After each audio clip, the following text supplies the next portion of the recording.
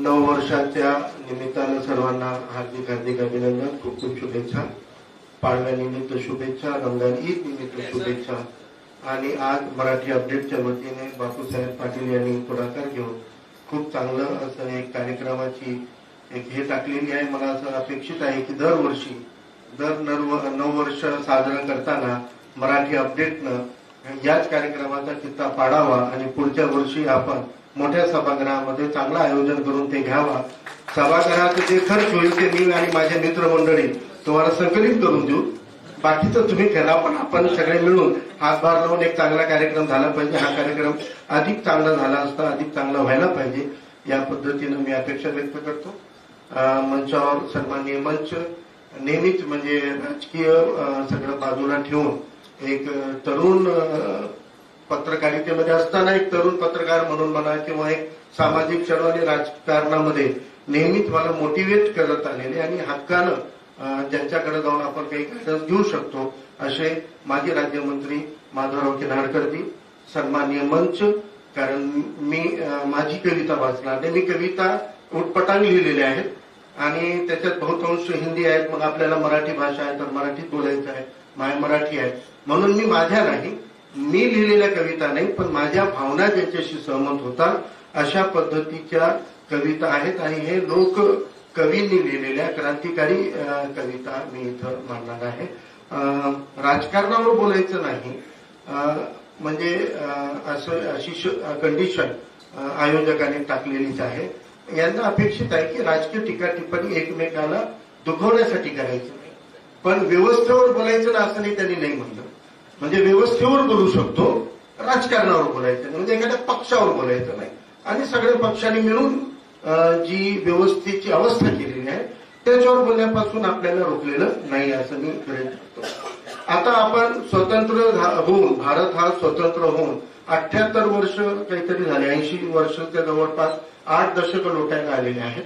आणि जन्माला आलेलं राष्ट्र भारत, पहिल्यांदा भारत म्हणलं तर स्वातंत्र्यानंतरच राष्ट्र म्हणून आपण आपल्या बाउंड्रीज आपले निश्चित झाले आणि राष्ट्र म्हणून आपण उदयास आलो. तर जन्माला आलेला भारत त्याची काय अवस्था होती, परिस्थिती होती याचं एक उदाहरण बघायचं राहिलं तर स्वतंत्र झालेल्या भारताचा पहिला बजेट किती होता. बजेट म्हणजे येणाऱ्या एका वर्षाचं किती येणं आहे, किती खर्च करायचं त्याचा लेखाजोखा असतो, त्याला बजेट म्हणतात.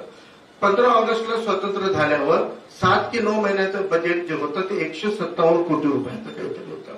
आणि मग पुढच्या वर्षीचं बजेट 257 कोटीचं होतं.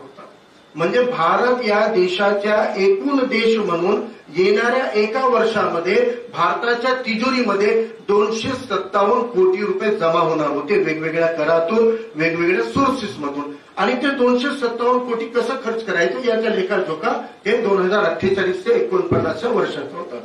म्हणजे 257 कोटीची ऐपत असलेला 257 कोटीचं निधी गोळा होणारा भारत राष्ट्र 78 वर्षामध्ये कुठं पोहोचला. तर या वर्षी नुकतंच आपल्या निर्मलाताईंनी संसदेमध्ये बजेट मांडलेलं आहे. ते बजेट किती आहे, 50,65,345 कोटी, लक्ष कोटी, 50,65,000 कोटी. MSc मॅथमॅटिक्स असेल तर तेही एका दमामध्ये हा आकडा लिहू शकणार नाही. किती आणि किती शून्य किती येतात, इतकी मोठी रक्कम आपल्या ह्याच्यात आहे. तेव्हा आमची पॉप्युलेशन होती 35 कोटी, ती 4 पट झाली. तेव्हाची लोकसंख्या 35 कोटी 4 पट झाली. पण तेव्हा आपल्या तिजोरीमधला बजेट जेवढा होता ते 20,000 पटीनं वाढलेला आहे, 20,000 पटीनं. आणि अशा परिस्थितीमध्येही सरकारला स्वतःला लाडकी बहीण योजना राबवण्यासाठी निधी नाही असं म्हणावं लागतो. आणि आदिवासींचं मागासलेल्या घटकांचा निधी वळवावा लागतो, म्हणजे तिजोरीमध्ये खणखणाट आहे. अशा परिस्थितीमध्ये लोककवी, क्रांतिकारी कवी, आपले प्रेरणा स्त्रोत, क्रांती करणाऱ्या चळवळीला प्रेरणा स्त्रोत ती आहेत. वामनदादा कर्टक एक प्रश्न विचारतात, सांग आम्हाला बिर्ला टाटा, सांग आम्हाला बिर्ला बाटा, टाटा कुठं है हो,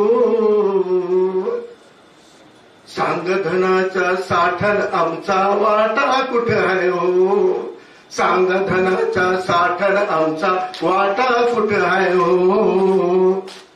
घाम शेतात आमचा गळ, घाम शेतात आमचा गळ, चोर आयतच घेऊन पड, चोर आयतच घेऊन पड, धन चोरांचा पडण्याचा, धन चोरांचा पडण्याचा फाटा कुठ आहे हो. अरे सांगा धनाचा साठण आमचा वाटा कुठ आहे हो. सांगा धनाचा साठण आमचा वाटा कुठ आहे हो. लोणी सार तिकड पड, लोणी सार तिकड पड, इथं भूकेन जीवा जळ, इथं भूकेन जीवा जळ. अहो दुकानवाले दादा आमचा, दुकानवाले दादा आमचा आटा कुठ आहे हो. आणि सांगा धनाचा साठण आमचा वाटा कुठ आहे हो. सांगा धनाचा साठण आमचा वाटा कुठ आहे हो. न्यायवेशीला टांगा सदा, माल दयाचा की आमचा वदा. न्याय वेशीला टांगा सदा, माल दयाचा की आमचा वादा. करा निवाडा आण तराजू, करा निवाडा आण तराजू, काटा कुठ आहे हो. आणि सांगा धनाचा साठण आमचा वाटा कुठ आहे हो. सांगा धनाचा साठण आमचा वाटा कुठ आहे हो. विषमता दर्शवताना वामनदादा म्हणतात, इथं मिठात शिजते तुरी, इथं मिठात शिजते तुरी, तिथं मुर्गी काटा सुरी, तिथं मुर्गी काटा सुरी. सांगा आम्हाला मुर्गी कटलेट, सांगा आम्हाला मुर्गी कटलेट, काटा कुठ आहे हो. सांगा धनाचा साठण आमचा वाटा कुठ आहे हो. सांगा धनाचा साठण आमचा वाटा कुठ आहे हो. ही परिस्थिती आपल्या बजेटच्या अनुषंगाने आहे. अजून 2 स्टँजा आहेत पण मी ते ड्रॉप करतो कारण मी थोडं एक्सटेंड करणार आहे. अनेक कवींनी अनेक कविता वाचलेल्या आहेत त्यामुळे मी एकापेक्षा अधिक कविता जोडून एक थीम बनवलेली आहे. त्या थीमपोटी मला यापुढे जायचंय की या परिस्थितीमध्ये खरं तर आता तरुणांनी विषमतेनं, ज्यांना विषमतेचे चटके बसलेले आहेत आणि माती भडकलेली आहे, अशा तरुणांनी काय करायला पाहिजे. या परिस्थितीतून गेलेल्या एका कवीनं त्यांना जी एक मार्ग दाखवलेला आहे, तो मार्ग एक अवस्था, एक परिस्थिती दाखवतो आणि ते मार्ग दाखवतात क्रांतिकारी कवी नामदेव ढसाळ. नामदेव ढसाळ म्हणतात, रक्तात पेटलेल्या अगणित सूर्यांनो, रक्तात पेटलेल्या अगणित सूर्यांनो, तुमची आई बहीण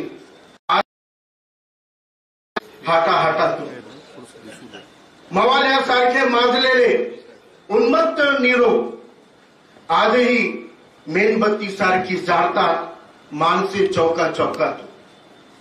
कोरभर भाकरी आणि पसाभर पाणी, कोरभर भाकरी आणि पसाभर पाणी यांचा अट्टहास केलाच तर फिरवला जातो नागर आजही घरादारावरून. आता नागरच्या ऐवजी बुलडोजर कल्चर आलेलं आहे त्यामुळे नागर फिरवत नाही तर बुलडोजर फिरवतात. चिंदकातले हात सडसडलेच, चिंदकातले हात सडसडलेच तर छाटले जातात आजही नगरानगरातून. संतोष देशमुख असो की सोमनाथ सूर्यवंशी असो, चिंदकातले हात सडसडले तर छाटले जातात आजही नगरानगरातून. अरे रक्तात पेटलेल्या अगणित सूर्यांनो, अरे रक्तात पेटलेल्या अगणित सूर्यांनो, किती दिवस सोसायची ही घोर नाकेबंदी. मरेपर्यंत राहायचं का असंच युद्ध केली. ती पहा रे ती पहा, मातीची अस्मिता आभाळभर झाली. ती पहा रे ती पहा, मातीची अस्मिता आभाळभर झाली. माझ्या आत्म्यानेही जिंदाबादची गर्जना केली, माझ्या आत्म्यानेही जिंदाबादची गर्जना केली. रक्तात पेटलेल्या अगणित सूर्यांनो, आता शहराला आग लावत चला, शहराला आग लावत चला. विश्वरत्न बाबासाहेबांचं संविधान आहे ना, शहराला आग लावता येत नाही. मग आता संविधान मान्य आहे, शहराला आग लावायची नाही आहे, तर व्याकुळपणा आणि व्याकुळ तरुणांनी काय केलं पाहिजे, याच्यावरचा काय तंत्र आहे की काय मंत्र आहे. तर सरते शेवटी जी कविता मी वाचतोय ते मंत्र शेवटी दिला लोकशाहीर अण्णाभाऊ साठे. अण्णाभाऊ म्हणतात, जग बदल घालूनी घाव, जग बदल घालूनी घाव, सांगून गेले मला भीमराव, सांगून गेले मला भीमराव. गुलामगिरीच्या या चिखलात, गुलामगिरीच्या या चिखलात, रुदन बसला काय रावत, रुदन बसला काय रावत, अंग झाडूनी निघ बाहेरी, अंग झाडूनी निघ बाहेरी, घे बिनीवरती धाव, सांगून गेले मला भीमराव, सांगून गेले मला भीमराव. धनवंतांनी अखंड पिळले, धनवंतांनी अखंड पिळले, धर्मांधानी असेच छळले, धर्मांधानी असेच छळले, मगराने जणू माणिक गिळले, मगराने जणू माणिक गिळले, चोर जाहले साव, सांगून गेले मला भीमराव, जग बदल घालूनी घाव, सांगून गेले मला भीमराव. ही पण कविता मी अजून 2 स्टँजा आहेत ते थांबवतो. पण एकूण परिस्थितीमध्ये आज मराठी ही भाषा आपल्याला अभिजात दर्जा मराठी भाषेला मिळण्यामागं हजारो वर्ष जुनी भाषा आहे असंच नव्हे, तर या भाषेला समृद्ध करण्यामध्ये याही लोककवींचा, लोककलांचा मुख्य वाटा आहे.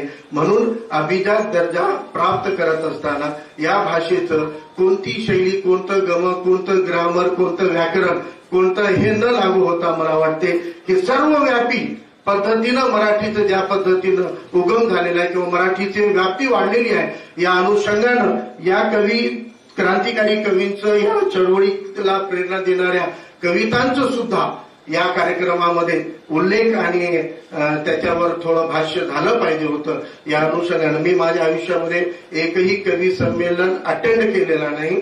अण्णाभाऊ साठे साहित्य संमेलनाचे आयोजक म्हणून तिथं कवी संमेलन होतं, पण आयोजक धावपळीत होतो. मी आतापर्यंत केला नाही, वाचलो तर नाहीच नाही. त्यामुळे पहिल्यांदा कवितेच्या या बापूराव साहेब पाटील यांच्या आग्रहास्तव, कारण त्यांनी जेव्हा मला व्हॉट्सअपला मेसेज केलं तर ते माझा नंबर सेव्ह नव्हता, त्यामुळे अननोन पर्सनचं मेसेज, आणि ते वाचल्याबरोबर मी त्यांना ओके म्हणून कन्सेंट दिली. कारण मला वाटते की अभिजात दर्जा घेतल्यानंतर मराठी भाषेच्या अनुषंगाने असे कार्यक्रम झाले पाहिजे आणि वेगवेगळ्या राजकारण्यांना एका मंचावर आणण्याचं काम त्यांनी केलेलं आहे. इथं बहुतांश लोक लोकप्रतिनिधी म्हणून निवडून आलेले आहेत आणि अनेक लोक होता राहिलेले आहेत. अनेक लोक इच्छा बाळगतात पण लढले नाहीत, कारण त्यांचं आता संधी त्यांना येईल अशी आपण अपेक्षा व्यक्त करतो. त्यांना शुभेच्छा देतो. आपण सगळेजण राजकारणामध्ये आमचे ज्येष्ठ आहात आणि या पद्धतीनं या कार्यक्रमाच्या माध्यमातून आपल्यासोबत बसण्याचं, आपल्याला ऐकण्याचं, बोलण्याची संधी भेटली. त्यासाठी आयोजकांना आणि बापूसाहेब पाटील यांना पुन्हा एकदा मी आभार व्यक्त करतो. धन्यवाद. जय हिंद, जय संविधान, जय भीम.